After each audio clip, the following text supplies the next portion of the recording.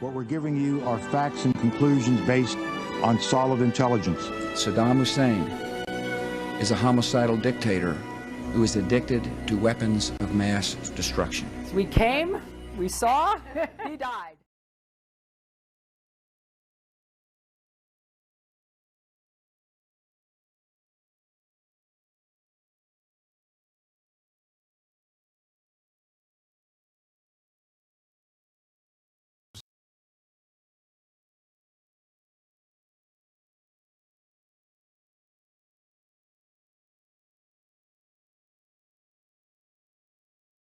So you're saying Ruby was working for the KGB?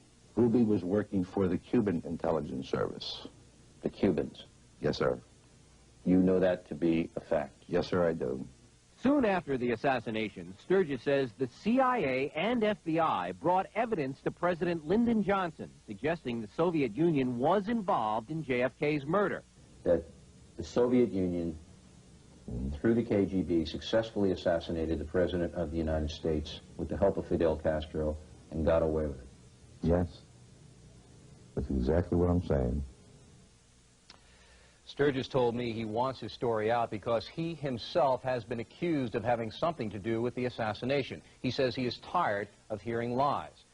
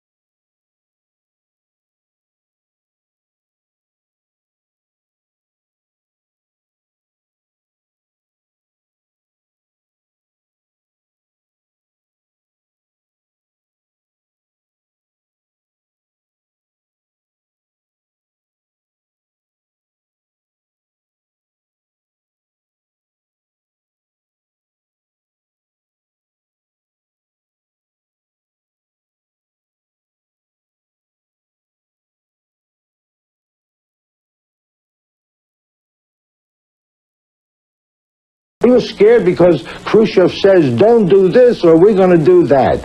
You know, so he didn't do it, and he deserted the Bay of Pigs. I was involved in the Bay of Pigs. Got a lot of people, friends of mine, that were killed in the Bay of Pigs. And I resent that. Don't play political games with me. I'm a military man. I'm a soldier. I go fight. But damn it, if I risk my ass out there and I'm getting shot at, I don't want some stupid-ass politician to go ahead and make deals behind my back where my people, or maybe myself, are going to get killed. I don't.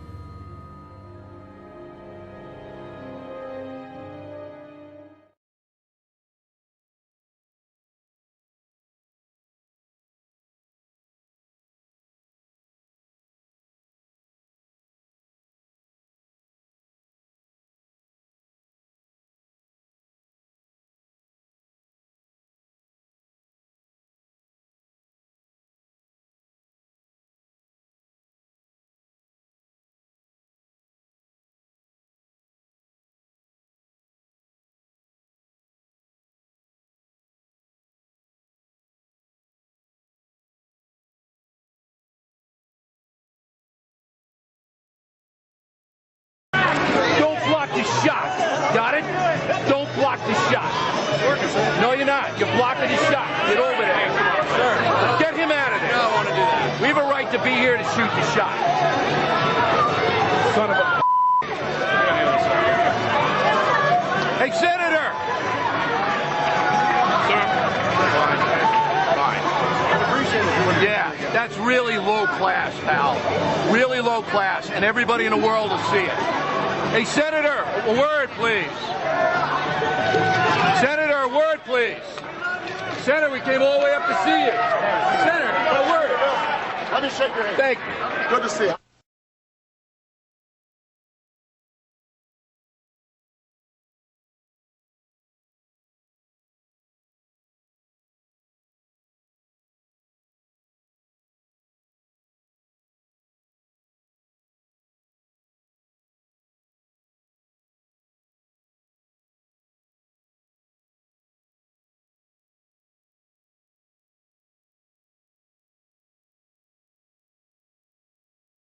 So you're saying Ruby was working for the KGB?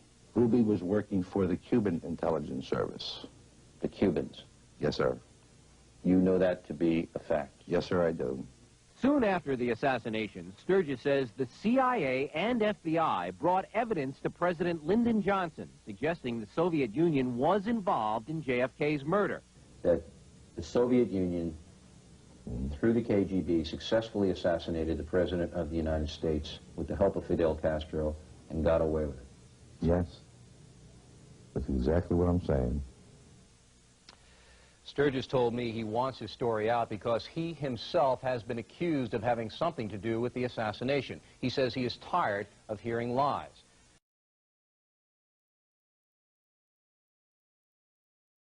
Do you want to send more people to this war?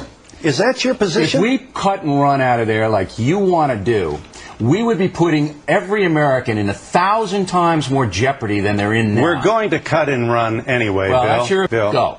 This Iraq was not a terrorist state. Oh, no. I hope I don't patronize you for saying guy. Again. He was just a great guy. Saddam was a bastard, but he was our bastard. He wasn't anybody. Donald Rumsfeld shook his hand in the 80s. Well, you wouldn't send your children to this war, Bill. My nephew Nobody. just enlisted in the Army. You don't know what the hell you're talking about. Very good. Congratulations, Steve. Yeah, and he's a patriot, so don't denigrate his service or I'll boot you right off the set. I'm not. That boy made a decision to serve his country. Do not denigrate him or you're out of here.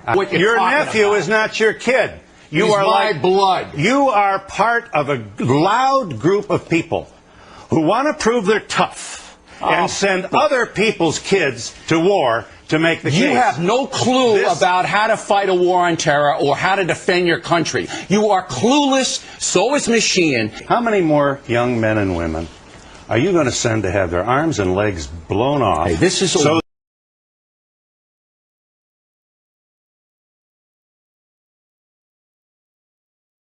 Chief Chris Kyle, a Navy SEAL, is officially the most lethal sniper in U.S. military history.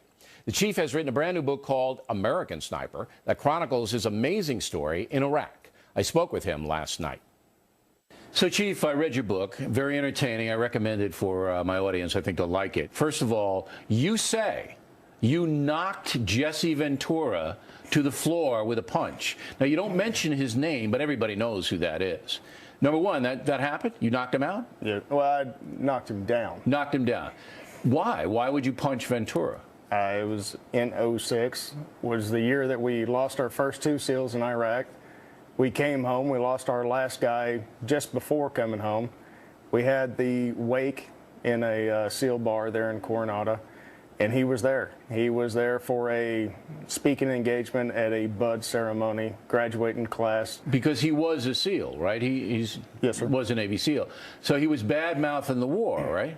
Bad-mouthing the war, bad-mouthing Bush, bad-mouthing America. The family was there. I asked him to please tone it down, that we did not want to upset the family members of Mikey Monsoor. Who was killed? Yes, sir, and he earned the Medal of Honor. He jumped on a grenade and saved everybody else around. But I want to be clear, Ventura wasn't attacking him at all, verbally bashing him. He was just bashing the whole thing in general. Yes, sir, until he said we deserve to lose a few guys. He said we, the United States. No, he said y'all deserve to lose a few guys. Navy SEALs. I'm assuming he was saying that to me. Was he drunk?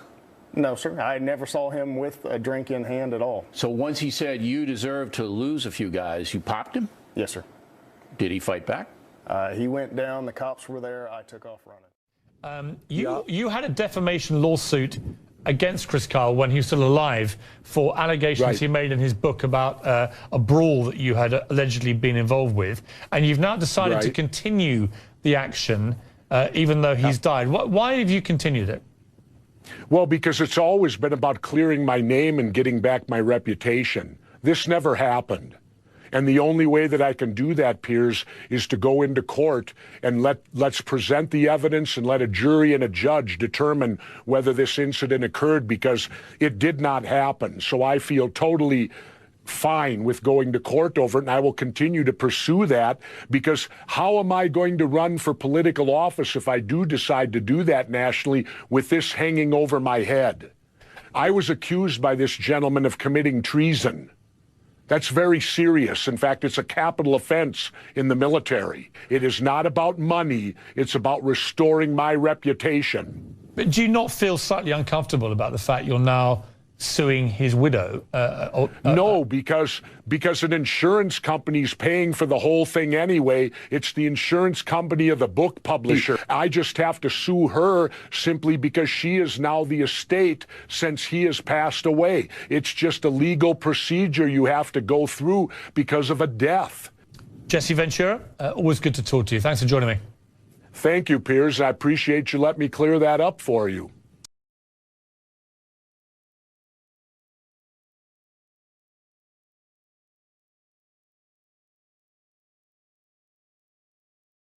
Harvey had written in a memo at one point when he was running the executive action program that he wanted to use Corsicans. Wanted to use what? Corsicans. Yeah. As hitmen. Do you think it's possible that when he was in Rome that he might have recruited a Corsican assassin to kill Kennedy? Yes. It is possible. I mean, it's one thing to set yourself up in splendid isolation, and it's another thing to use that isolation as a tool so that you're not an immediate suspect in the case of a capital crime. Right, because he was in Rome. Is that understandable? Yeah, Okay. very. My understanding is that Harvey had a very severe clash with Bobby Kennedy around the time of the missile crisis, and that Kennedy basically I think it was said, earlier than that. And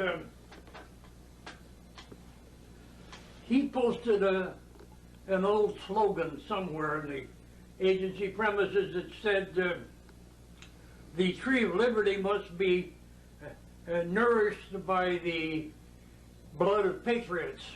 And this incensed Bobby Kennedy. And they clashed on that particular point. Let me ask you. Sure. John F. Kennedy's assassination. Yep. Who did that? It was done by William Harvey, who was the head of the CIA's assassination unit at that time. David Morales was directly involved in it. He likewise is the gentleman who killed Che Guevara down in Bolivia in '67, where they put him up against a firing wall and killed him and shot and killed him. Morales was part of that. I believe that because I saw, heard, and read a confession from E. Howard Hunt on a deathbed to his son. And when he confessed, it was not a confession of remorse. It was a confession of pride. He wanted the world to know that we helped you out. We killed John Kennedy, this communist sympathizer.